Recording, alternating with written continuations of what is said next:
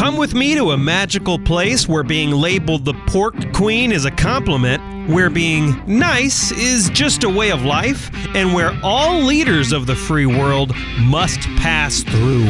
Welcome to Iowa. Whether you're a current Iowan, an Iowa expat, or an Iowan at heart, this show is for you. This is the Iowa Podcast. Real Iowans, real talk, no drama. I'm Justin Brady in the Brady Dental Care Studios, and today I'm joined with possibly the largest city in the state, Des Moines, possibly the new mayor. We'll see what happens. Today, Connie Boesen joins me. Connie, welcome to the Brady Dental Care Studio on the Iowa Podcast. Thank you for having me. So as a reminder, everybody, if you like the programming you're hearing, if you like the guests you're hearing every week, subscribe to the show. It's on iHeart, Google, Apple, Spotify, everywhere. And that's really the only thing we ask is subscribe.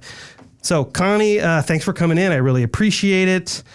The big news yesterday that broke is that you're running for mayor. You and Josh Mandelbaum. There's someone else too, but you and Josh is kind of notable because you both are on the city council. Right. We both came on at the same time. Right. Exactly. So, I mean, the big question there is county not going to seek re-election? Is this a thing? Because it is a little interesting that both of you who have a good working relationship with Mayor County are running at the same time. We don't know yet. Okay, so this is just something that you want to. Why do you want to do it? What is the interest in running for mayor of Des Moines? And I should say, we've known each other a very long time, and there is some financial disclosure I have to give because you gave me one of my first jobs when I was in high school at Applishus. I think you were 15. Was it 15? Yeah. Maybe 15. So I don't remember. I gave you your first work experience, and look at where you're at today. And look where I'm at today, all because of Connie. So have to do that disclosure. So why? Let's start really 30,000 foot. What was it? You got to the point where you're like, I'm going to run to be mayor of the biggest city in the state. Obviously, you've been on school board. You've been on the city council for a while. You know all the players. You know what needs to get done. But why mayor? Well, I think that we needed a new leader that would bring a new perspective and vision to the problems that we're solving. I have a wealth of experience, as you just brought up, and whether it be the school arena, the city arena. And I have always tackled issues and tried to bring people together to get results. And I think that's what I think we need today. And that's why I'm running for mayor of Des Moines. Yeah. And so this is obviously no drama on the show. There are never any trick questions. But are there some things that you just not, and I think Mayor County's awesome. You have a good working relationship with him as well. But are there some things that you want to get more attention that for whatever reason just aren't getting more attention? Well, I think one of my biggest focus is that we're open for business. I think that we have a lot of economic development that we can still do in Des Moines. We have issues facing downtown, as we know, as people change their work habits, but really out in the neighborhoods. And that's really the reason I ran for city council to begin with, was investment back in our neighborhoods. I'm on the board of the InvestDSM. It's a project that we've put together in 4 neighborhoods, and we've seen tremendous results happening. I think we need to do a lot more, not only downtown, but also out in our nodes, what I call our neighborhood nodes, where the small businesses are. And you can see an example of a turnaround at Highland Park. In the Highland Park on 6th Avenue, we see new businesses opening up all the time, resurgence of, which will will help redevelop the neighborhood and the housing that goes around it. I think that it's very similar to what happened when the East Village, when you had local people who wanted to make a difference. Yeah. And I think we have that all throughout the city. And I think I'm proposing that we have someone in our economic development department that actually goes out and recruits and tries to bring new businesses into the city in a greater way than we have in the past. I think that's something a lot of residents don't really understand. That, a lot of residents just kind of think that you govern, you make sure things are fair and safe, but they don't understand the recruiting aspect. You're actually talking about this as if a coach would go recruit players. You're talking about recruiting businesses. How does that work? And also I want to know what InvestDSM is, because I think a lot of people probably don't know what that is either. Well, it basically is not that we don't have people coming to Des Moines all the time, but I'm just saying actively recruit. Going to the businesses that maybe are out, you see them in the suburbs and everybody says, why aren't they here? Mm-hmm. A lot of times those people go by rooftops or income by rooftops. And what we need to do is bring some of these people back into Des Moines and create more shopping opportunities and things like that. Or give opportunity for small businesses, because some great new small businesses have been developing, and they're creative and they bring new excitement to a neighborhood. So I think that we need to encourage more of that too. So some of the business owners that I've heard from, a couple, I'm going to protect them, obviously, but they were previously in West Des Moines, or one still is. And one of them told me, I will never come to Des Moines. They make things awful on business owners. And it wasn't really the position to say, why is that? But then I heard another person who is either has brought their business or is trying to bring their business to Des Moines. And they're like, oh my gosh, working with the city has been hair pulling. So is there something there that you're trying to change to make business more friendly? And this isn't a leading question. I don't actually know what their problems were. I don't know what their problems are, but I've also heard the opposite too, that they have, our economic development people have worked very well with people. So if people are having issues, we need to know what those issues are. Sometimes people hear things, or it's a perception of, or whatever. So, but I do think we have, some standards that we have. We have some things that we expect businesses to do, but I don't think it would be that much different than probably in any of the other communities around us. Yeah. So what is InvestDSM briefly, and then we'll go into some other things. Because I think that was kind of that's how the Highland Park thing kind of happened, right? Right. It was part of the success of seeing that new development. InvestDSM, as a result of, back in 2017, they had a consultant come in to talk about how do we bring up property values in Des Moines. 40% of Des Moines you can't tax. And so with all the state government, as I look up at the Capitol, we have fairgrounds, you have all the hospitals, all the schools. So anyway, how do you structurally support a city when so much is not being able to tax? So, right. And really looking at the housing stock, it was really more geared towards residential, and trying to say, how do we do it differently? How do we go into a neighborhood and say, bring up one house on the block that brings up the value of all houses, so that we can then reduce the rate. Yeah. So the rate is what we can really control. We don't deal with assessments. We don't deal with, and that's what we did, going into, once we passed the sales tax, we did lower the rate. But again, InvestDSM is a structure on how to make the housing stock what people want today. So in some neighborhoods, you might have only one bathroom. Well, many of the young people want 2 bathrooms, or a bath and a half, or you need an extra bedroom or whatever. So it's a program where we go in and assess. There's loans given, or forgivable loans, and really have people stay in the neighborhood and build that neighborhood base. So there's 4 neighborhoods that we started in. It was Highland Park was one, and Highland Park had the most commercial within that.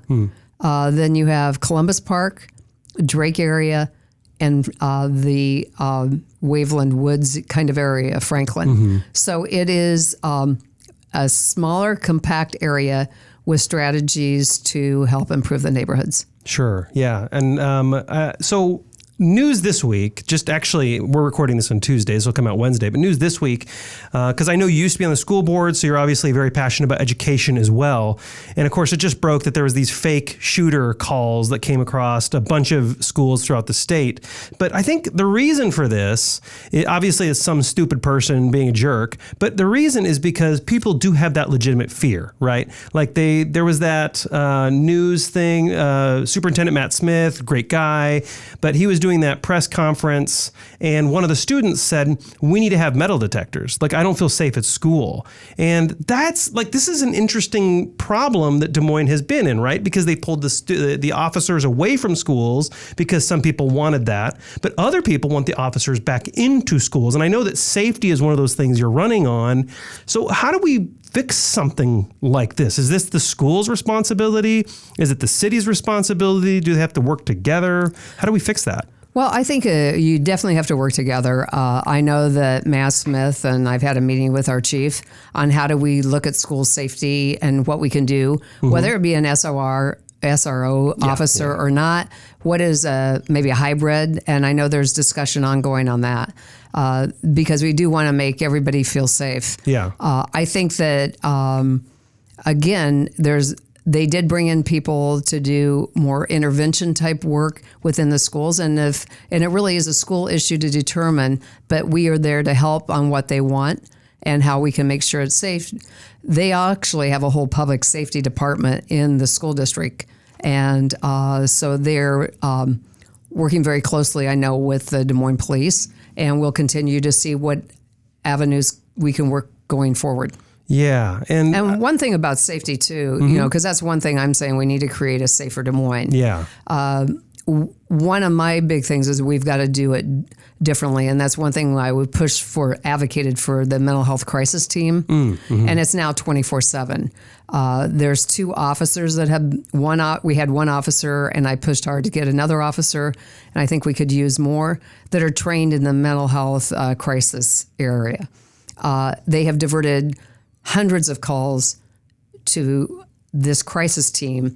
If there's a need, police go out, depending, because they have in the dispatch, they have a mental health person that takes the calls, and they can determine the level of, if it's somebody that they know has been called in before, if there's a more of a issue where you really do need to send police might go out with them with a crisis team, but then if they see it's secure, they leave. And then there's some cases where they're just going out the crisis team, and I've met with some of the people that are on the crisis team, and they're giving people the help they need. Yeah. So we just need to figure out how we provide public safety in a different way. The other thing that I've been working with Polk County on is a sobering center. So if you're picked up, OWI, you could probably be taken to the sobering center where you can get sober, and then they would actually intervene and maybe get you help. Yeah. And again, instead of taking you to jail and doing incarceration, it's like, how do we help people where they're at in a better way? Yeah. So is there a problem? I mean, obviously there's a problem, right? But is this, like, of all these officer calls, they're going to handle an issue, there's some dispute, there's some problem. Is a large growing percentage of these mental health related, where if you just had someone trained, then it would be less of a problem? Is this what we're seeing? I think that's what we're finding. I think everybody's finding that the mental health issues are just getting more compounded. And so again, this is models that we've seen, whether, like they went to, I think, Austin, Texas, and they've seen different models. And again, it's giving diverting the calls to help people, so that then the police officers that are doing, the patrol can really concentrate on the issues that they should be concentrating. Yeah, I mean, mental health issues are extremely difficult to understand, because if you're an officer, you can only train an officer for so many things. You know what I mean? You can only train them for so many things. So if they get to a complicated situation where someone is having some kind of a mental health episode, they can quickly be out of their depth if they don't have that kind of training. And so I do understand why having that core team would be important. Do you also focus on things like, I know there are a lot of local nonprofits focused on like human trafficking here because of the 80-35 junction. We have some gang spillover as well. Is this a rising problem worth attention? I think all of that's worth attention. And how do we tackle that? Well, it's you have intelligence and you work it and you pay attention to, the signs that are showing, there's things that they know are a pure sign of trafficking, or whether it be gang activity or whatever. So again, that's where we have an excellent police department that goes out and tries to prevent and offset. And then it really is, how do you stop the root cause? I mean, I think so many times we're over at this one end trying to fix a situation that we got to figure out how to solve it before it ever gets to be a problem. Right. And that's the harder thing to do. Yeah, absolutely. You're also focusing on like livability, and that could mean a lot of things, but like, is this kind of the walkability of Des Moines? I think, it is. Yeah. It's like making sure you can walk on, because I think you're straight. Do you have a sidewalk? No. That's what I thought. Yeah. So, I mean, I don't know if I want it though, because I don't want it to come on my side. Yeah, then I have to shovel it. No, but it's great. I mean, I think we need to be more walkable. We know that we, especially on the school routes, that's been our priority. So we've been investing a lot of money into putting sidewalks. Fleur Drive was one example of where you saw a dirt path, people needing to have a sidewalk to get to the shopping area. And so it only made sense to make on a major thoroughfare on both sides. Some people say they don't want it because they don't want to shovel, but they do like it when they want to walk. So, I think, but I think that's all part of a livability, bikeability that brings a whole new attitude to a city. Right. I mean, but can we go a little too far on it? Because like Hubble, like I live close to Hubble. And Hubble tried to add that bike lane. And of course, the area, at least because I'm East Side, for people who used to listen to the WHO radio show, I was unofficially called the mayor of the East Side. So if you ever become the mayor of Des Moines, Connie, you need to grant me the mayor of the East Side ship for some. I would be happy to, but I thought they called me the mayor of the East Side too. Oh, well, actually, you definitely have that title. We must have sure. two. We could have two. Well, that's a good point. If it comes, you and me are run off for mayor of East Side, I don't stand a chance. Well, maybe. You never know. But so another thing, like, can we go too far sometimes? Because on Hubble, we did the bike lane. Right, but the deal on Hubble, because I live right off of Hubble, not far from you, it was never marked as a bike lane. And I do believe that Hubble could have a bike lane, especially going up the hill from Guthrie, because then it would connect, and going down, it would connect into the major bike trail. Yeah. So it makes sense. And it would also slow people down. Yeah. That's, to give people the ability to bike safely. Hopefully it would slow it down. But again, I think that there's an avid group of bicyclists that say we don't have enough. Sure. Right. So I think that's that balance of what we need. But I think there's some things that if we have a great trail system, we should make sure our roads are connecting to it. Yeah, and maybe it's not there. Maybe it's up Guthrie and go through the park. But I do think there's an opportunity to do more there. Yeah, and I don't have like a problem with bike lanes. I bike, and I like the trails that we have in the metro. I really do. But also, you know how I operate. Like I'm also like, okay, bike lanes are great, but it would also be cool if I had like coffee on tap at every street corner too. That would be great. Are you going to run and do that? I don't think so. Oh, okay. Well, I guess I tried, everybody. So I just wonder, okay, the bike lane thing is cool, but it's also Iowa, and it's like winter a lot here. So do we put so much effort into that, and why? Like, why is that a big effort? Is it just is there like a tax incentive? Is there a federal push? Is it just because we think it makes it nicer? By the citizens. Sure, yeah. The citizens want it. Yeah, okay. So we listen to the people that we represent, and it's a desire by them to have more bikeability and more walkability, and I think it's a healthy thing for people to do. Yeah. Another thing in the, I would call it maybe the livability issue, is this idea of like tiny houses. And in my opinion, sometimes the city, I think there was something years ago where the city was like, you have to have a garage, you have to do this. And I'm like, okay, like have a safe property. That's obviously important. And I understand if you're in a city where the city is responsible in part for taking care of your house and safety, the city should have, make code and things like that. I get it. But can we go too far on that issue where we're like determining if you can't have a tiny house and if you can't have like what do they call an ancillary dwelling unit? Well, you can. We have that now. Yeah. In fact, we had the first one that was built on Euclid. Yeah. Homie put one in, and it's really nice. I don't know if you probably didn't get a chance to see it, and I think it's still for sale. But again, I think we are open to have opportunities to do things differently. As far as a garage, if you have a certain size of a lot, I do know that if our number one complaint for our inspectors is junk and debris, is because sometimes it's good to have some place to put your things. And we have waivers based on the size lot. So there is mechanisms in place that it isn't always or. So we can have waivers if you do need. I believe strongly in garages only. They don't have to be 2-car. It could be 1-car. But where do you put your mower? Where do you put your bikes? Where do you put to have them safe and put away? Right, but what if someone doesn't have a mower? They don't want a garage, right? Well, if you have a house, hopefully they're mowing their grass. I don't know. Like maybe you have a little shed or something. Well, I mean, does that work? They have done that. Like on so you want to avoid people leaving a bunch of junk out all the time and encouraging crime and people to pick that stuff off or these eyesores and quite honestly, hazards. Your value, if you're going to resell your house, a lot of people want a garage. Right, and that negatively affects the value around people if you have all this junk out.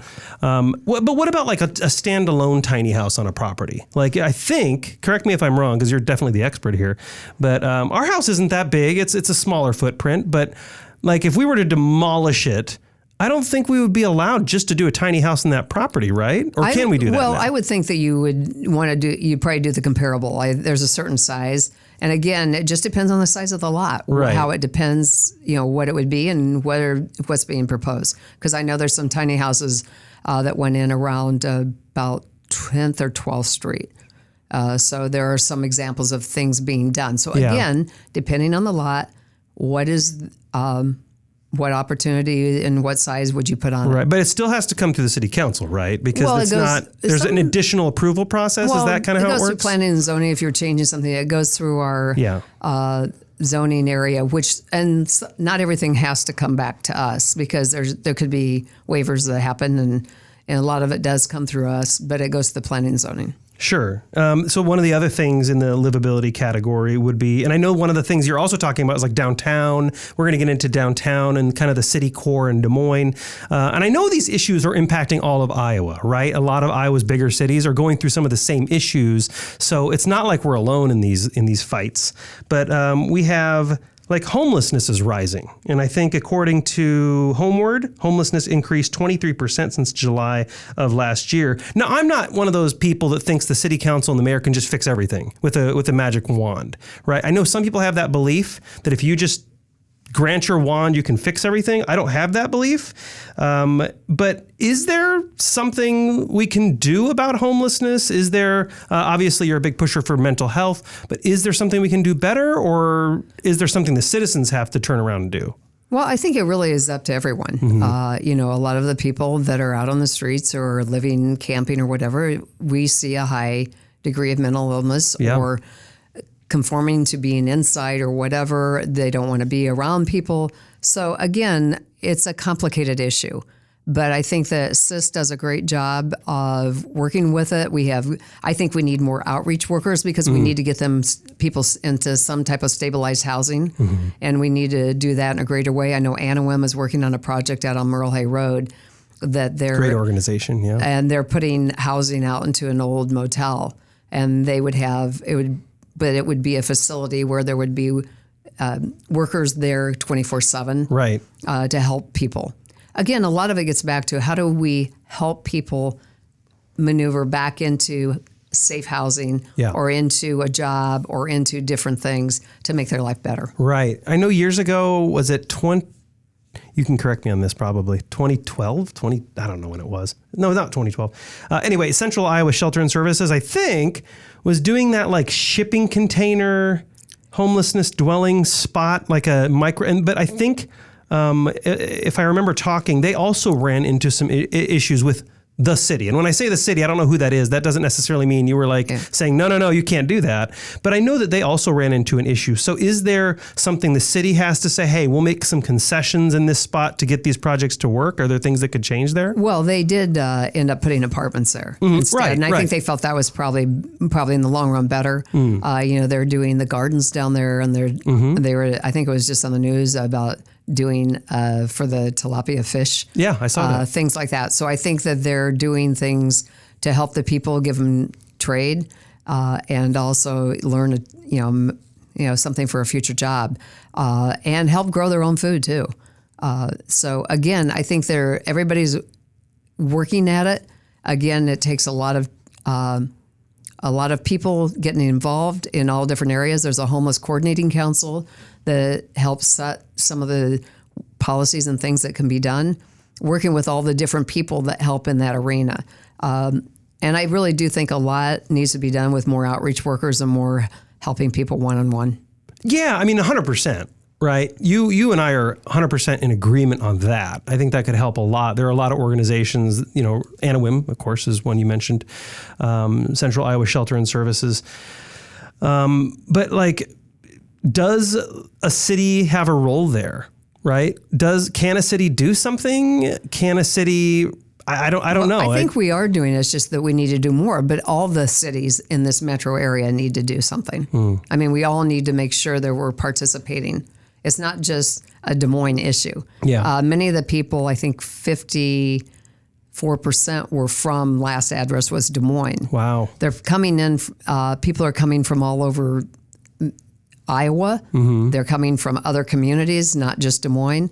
So I think that we all have to realize that this is a statewide issue. It's an Iowa issue. Iowa issue. This is a nationwide issue. Yeah. You look at what is happening in Los Angeles and many of these cities so this isn't just a Des Moines issue. This is but we're smaller, that we might be able to tackle it even better. But I think we all have to work together and address the issues and be willing to all help. Yeah. I mean, obviously not making light of those situations at all. I don't understand what it's like to be in their shoes. I don't want to understand. But why Des Moines? Right. What you say, people are coming from the state into Des Moines. Is it just because we have certain services that we are able to tackle that and they can't find those services elsewhere, so they make their way here? Is it that simple? I think it is in this case. And it could be sometimes it's people traveling through from one across the country. Oh. So, but Iowa specific around the metro area, that's what this was for. It was Central Iowa Shelter. So it was to cover. So that's why I think you see it concentrated in Des Moines. Yeah. Because if somebody is found in one of our suburb communities, I believe they're brought down to CIS. Oh, okay. Okay, got it. Want to touch on education briefly, and then we're going to go to kind of the downtown area with just the last few minutes we have.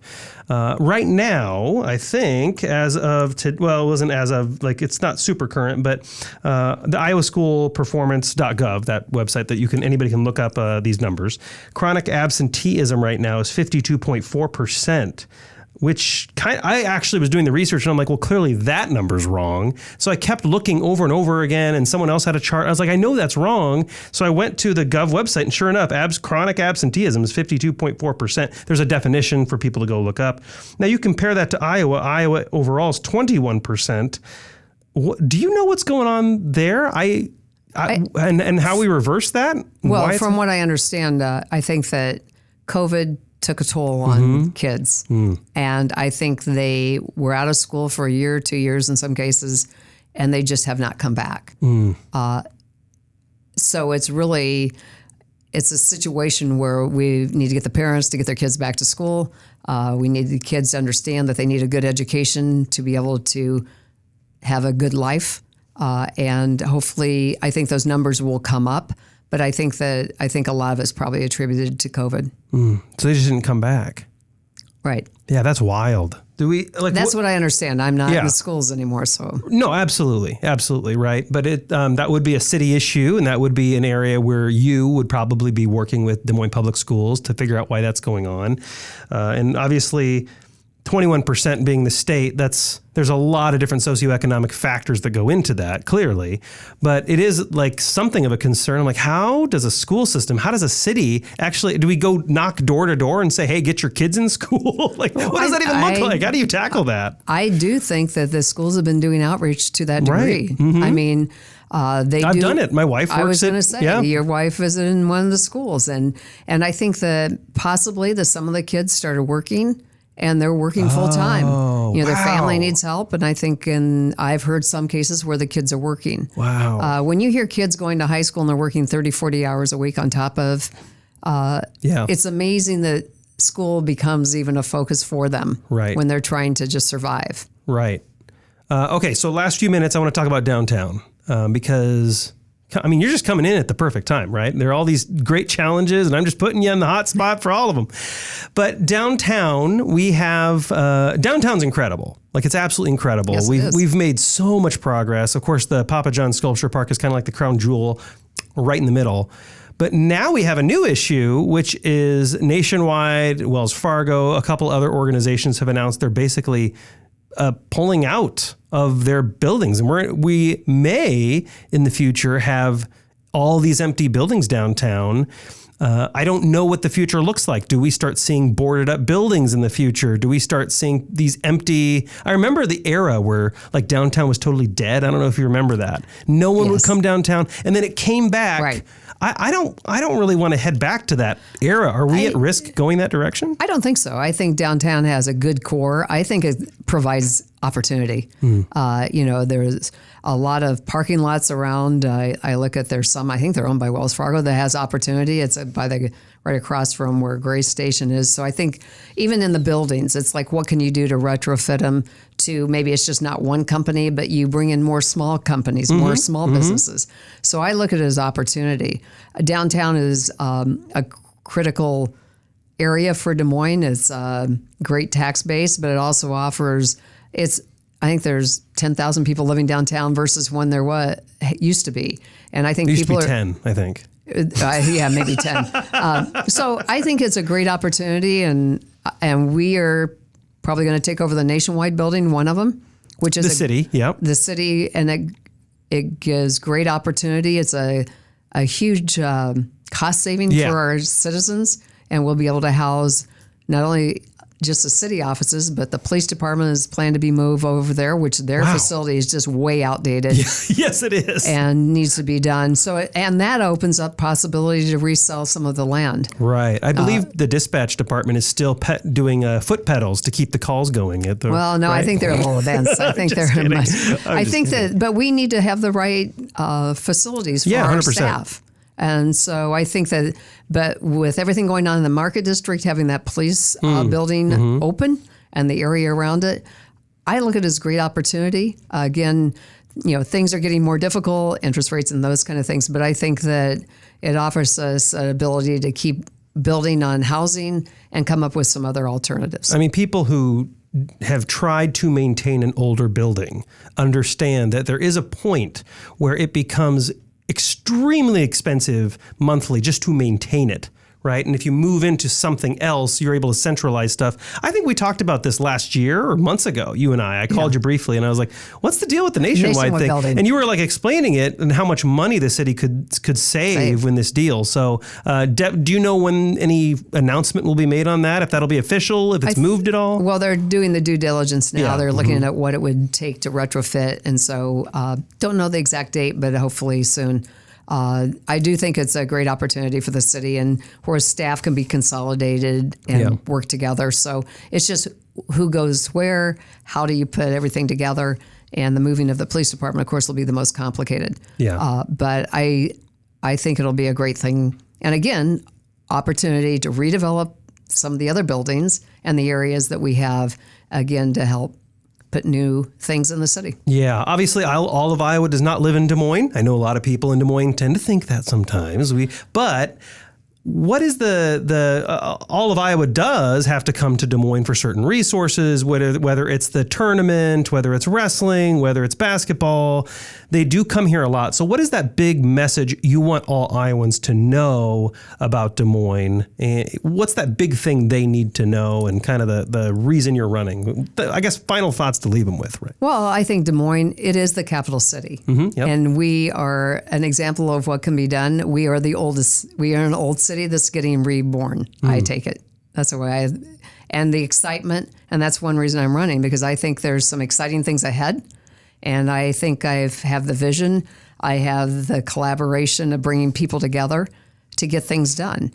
And I think that, when people come to Des Moines, especially when you heard the results of the NCAA tournament, people were thrilled with Des Moines. They were thrilled with the skywalks. They were thrilled with the opportunity. It's small enough, but it's big enough.